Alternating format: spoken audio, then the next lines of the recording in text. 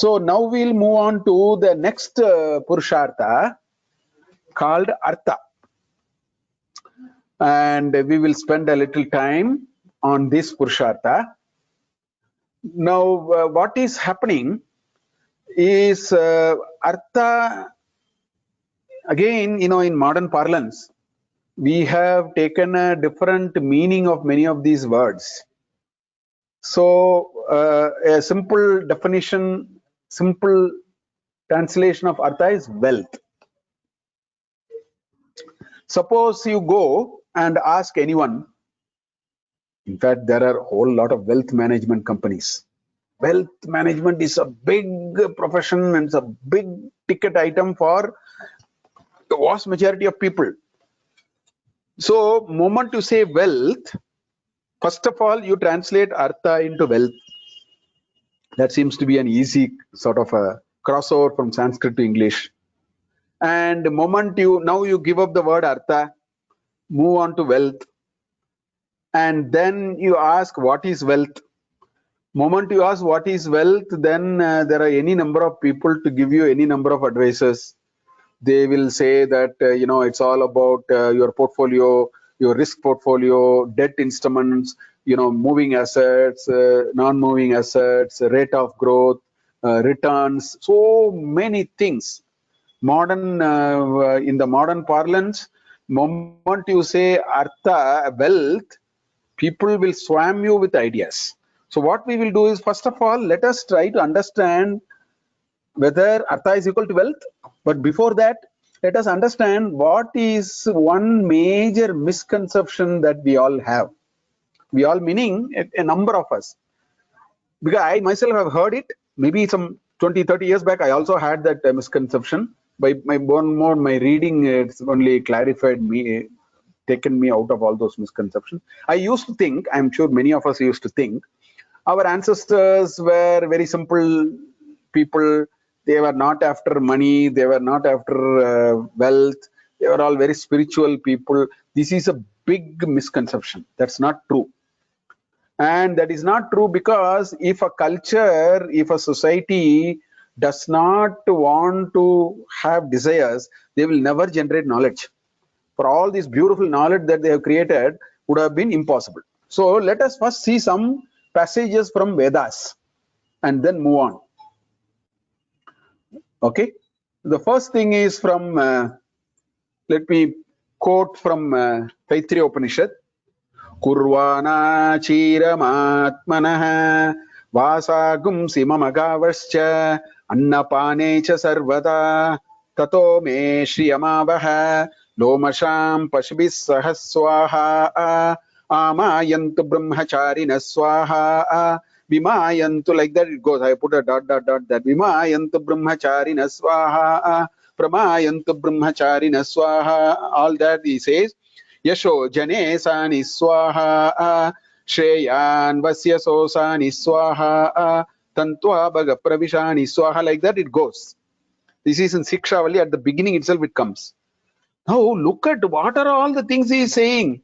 He is saying Kurvana chiramatmanah vasagum sri mama gavasya. Give me my good food, clothing, shelter, my gavas, my cattle and all that. Annapanena sarvata. Let me be blessed with food, clothing, shelter. Tato me shriyamavaha. Let me get shreyas. Then lomasham pashubi sahaswaha. See, lomasha is hairy, which is wool. See, that time, remember, the wealth is measured in terms of your agricultural and the cattle. That's why lomasham pashubi sahaswaha. Then amayantu brahmacharina swaha. Let good students come all over the place, all that thing.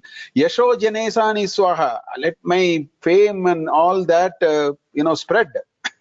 Shreyan vasya sosani swaha. So this is what our ancestors, they were asking very big things.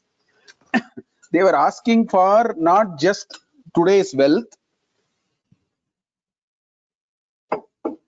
Today's wealth is all about, as I told you, wealth pyramid, movable property. I mean, I'll tell you, it is such an interesting conversation if you go through this. Okay, one more I will show you from Rig Veda. This is called Ayurricha. We keep reciting this very nice shloka. I mean, there are some 14 mantras or so. I have just taken mantra 8 and 10.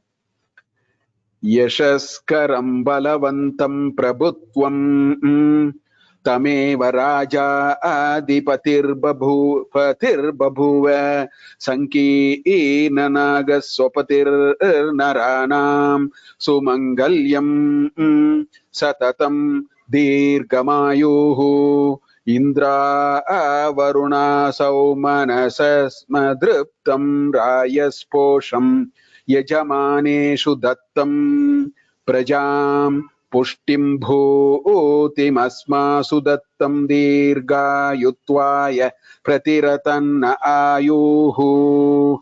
There are 14 beautiful mantras, this Ayurrich. If you look at these mantras, look at here, the Yashaskaram, Balavantam, Prabhutvam, Rajadipatihi Babuva, Sumangalyam Satatam Dirgamayuhu, Indra Varuna Saumana Samadriptam, Rayasposham, then Prajam, Pushtim, Bhutihi, Asma Sudattam, Dirga Yutvaya. What? Look at what they are asking. They are not people who settle for nothing and then, as we may think, I'll have a simple living, let me be just here, whatever comes, God given. No, our ancestors were never like that. They said, I want the best things, but they will take it with dharma. That's why artha comes after dharma. They want it in rightful means. They pray, give me in rightful means. I want Prajapati, I want Rajadipatir Babuva. Prajam, Pushtim, Bhutim, Asmasu Dattam, Dirga Yutvaya. Give me long life, give me wealth. All these. And then, I do not know how many of you know, there is this Chamaka Prashna in Yajurveda, Krishna Yajurveda, Taittiriya. You will find this Chamaka Prashna. After the Rudra Prashna, see, Rudra Prashna is 300 Trishati. So when you say Namaha, Namaha, Namaha 300 times, and Rudra, Shri Rudra is extremely happy. At that time, you please ask everything that you want. In fact, whatever wish list you please sit down and then draw a wish list. Take an hour, two. You may be a youngster, you may be an old person, let it be anything. Sit down and draw a wish list of what you want. After that, go and read these 11 stanzas of Chamaka. I think your wish list will pale in comparison. Such a beautiful list they have given. If you want to really know what to aspire for, read Chamaka and try to understand the meaning of it. They have asked for everything. That is called Artha.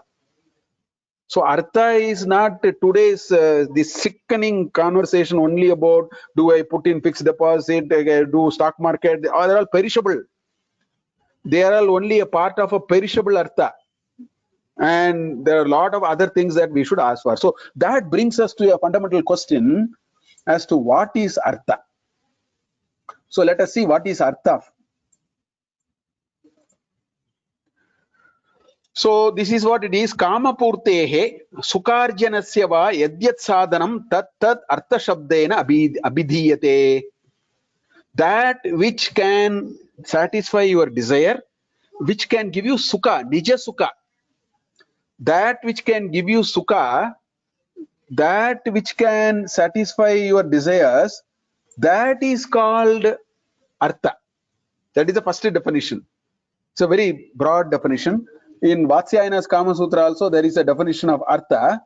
What it says is, it says Vidya, Bhumi, Hiranya, Pashudhanya, Bandopaskara Mitradinam Arjanam. So Vidya, knowledge, Bhumi, non-movable assets, Hiranya, gold, Pashu, your cattle, Dhanya, you have all your food and all that.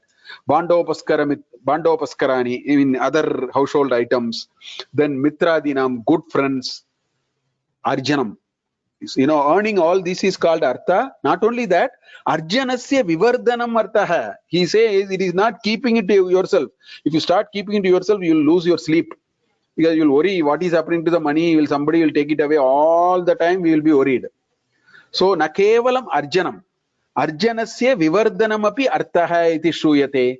That's what Vatsyayana says. And Manusmriti, what does he say? Sarveshameva shauchanam artha shaucham param smritam yorte shuchirhi sasruchihi na mridvari shuchihi shuchihi. of all the cleanliness that one can think of. Sarvesham eva shauchanam artha shaucham param smritam. He says this is the absolute purity you should practice, purity of wealth in the name, in in the definition of artha. Yaha artha shuchihi saha shuchihi. One who has a clean artha wealth, he is really clean. Mridvari shuchihi na shuchihi. Water and all that. Mridhi, because he says at that time they use mud and water. These are the two cleaning agents for external cleaning. He says that cleanliness is not cleanliness. Artha must be earned in a very clean way, in a much larger scope. That's why dharma followed by artha.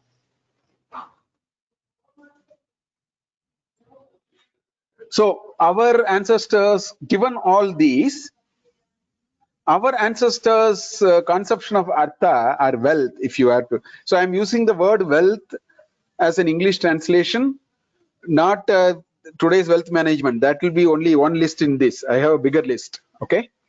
And our ancestors also had a good understanding of artha versus anartha. He says, what is artha and what is anartha? Adi Shankara also in his Bhashya somewhere he says, asesha anartha praptihi.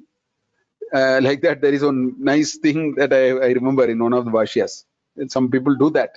So they are also very clear what is artha and what is anartha. Things which are futile are anartha, which are against, militating against dharma are all anartha. Now, what is that list? Well, the first set of list is what today's modern world also talks about: food, clothing, shelter, gold, silver, diamond, if you wish, cattle, agricultural riches, wool, etc., etc., kingship, lordship, all these. So, I think our modern wealth also somewhere they will talk about these things. But then our ancestors of conceptualization of wealth is much more. For them, long life is an extraordinarily important component of artha. We have actually lost our health in making money because we have put it in a different compartment. If health is lost, everything is lost. If wealth is lost, something is lost. Like that, Today we have jeopardized our health and make money. Meaning a lot of us are like that. So long life, good health, Meda Shakti, Indriyaha, peace of mind is considered wealth. A harmonious nature is considered wealth. In Artha Shastra, actually the definition of Artha is given in Artha Shastra also, in Kautilya's Artha Shastra. There he brings Prithvi, nature, everything. Harmonious nature is wealth. Plenty of rain and support from natural systems is wealth. Grace of the Lord is wealth. So our ancestors' pursuit of wealth was not only the left box, whereas the modern day pursuit of wealth is the left box, and we are pitting ourselves against the right box. That is why we get into hypertension, diabetes, we get into mental stress, we get into a lot of problems, seclusion, loneliness. Why? Because we are pitting the left box against the right box. We have divided our wealth into two and then fighting it for nobody's benefit. So that is what is happening. And so if you ask what is artha as a purushartha, this is what it is. It must be larger. It must include, of course, movable assets, immovable assets, all that, kingship, lordship, and so on. But it must also include health, peace of mind, long life, Meda, Indriya, Meda Shakti, harmonious nature, everything we must include in our definition of Artha. Then our Artha Sampadana will take a different perspective. We will clearly delineate what is Anartha from Artha. Today we are not able to do it. We have messed up Artha and Anartha. So there are some nice perspectives on this whole Purushartha called Artha. I also thought we must spend a little time, going over it.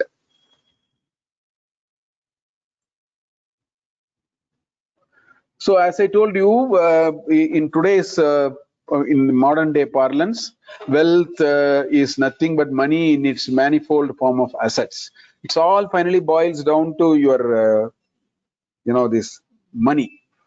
Whereas, as I told you, it's much bigger here. Okay, so here is a nice shloka from Hitopadesha. What does it say? It says, Uparjitanam arthanam tyagayeva hi rakshanam tadago udara samsthanam parivaha ivambasa. So it says, what you earn. Uparjitanam arthanam tyagayeva hi rakshanam. The real protection is actually by giving it. The only way you can protect your wealth, because your definition of wealth is much bigger now. The definition of wealth is much bigger. This shloka will make sense. By sharing, you only protect your wealth, because your monetary wealth may get poorer, but your some other wealth will become richer. And the example it gives is a water in a tank. Tadaga udaraha samsthanam parivaha iva ambasam. So, it spreads out during rainy season, and it's it is all protected, right? So by creating small channels, you make it available so that everybody gets benefited and so on. So that is what the idea. The point I'm making is wealth is not about only accumulation. That will make us very poor in our pursuit of wealth. It will challenge our dharmic perspective beyond a point. So the very idea of wealth is to generate and give. This is like a well. See, in the well, if you don't draw the water, if you keep drawing the water, then the spring will sprout, and you'll get more and more fresh water. If you don't draw water from a well, after some time it will become useless, it will become stinky, and it is a big trouble even protecting that well. We don't know what to do with that. So wealth is like that. That's why Krishna says in the 18th chapter at the beginning itself, he says, Yajno dana tapaschaiva pavanani manishinam. It says it cleans up your thought. It makes you a much better person. So we have a separate session on yajna and dana. That is why I actually kept a separate session on yajna and dana. Next class, actually, we will see. That time we will take and understand how this notion of artha as a purushartha gets beautifully expressed in many ways. So that's what this Hitopadesha is also telling. Then there is another Subhashita. Look at here. Chatvaro danadayadaha dharma agni nripata taskaraha tesham jeshtaavamanena trayah kumyati sodaraha. So chatvaraha dhanadayadeha dhanasya adayadeha. So there are 4 cousins. There are 4 cousins for dhana, for wealth. And who are the 4 cousins? Dharma, Agni, Nripa, and Taskara. Dharma, fire, Agni, Nripa, the king or the taxman. In modern parlance, taxman. Then Taskara, which is robbers. Right? So second line says, Tesham, of the 4 brothers, Dharma is the eldest. Jeshtanam avamanena, if you do a tiraskara of Dharma, if you try to do an avamana of Dharma, the other 3 get very angry and they'll destroy the wealth. So beautifully it says, in what it means is that if you try to accumulate wealth in an adharmic way, that's what it means. Dharmasya avamanaha ityukte kaha arthaha? Dharmasya paripalanam nasti. Dharma anusarena arthasya sampadanam na abhavat ityarthaha. So without dharma, we are trying to accumulate wealth. That is what jeshtanam avamanena.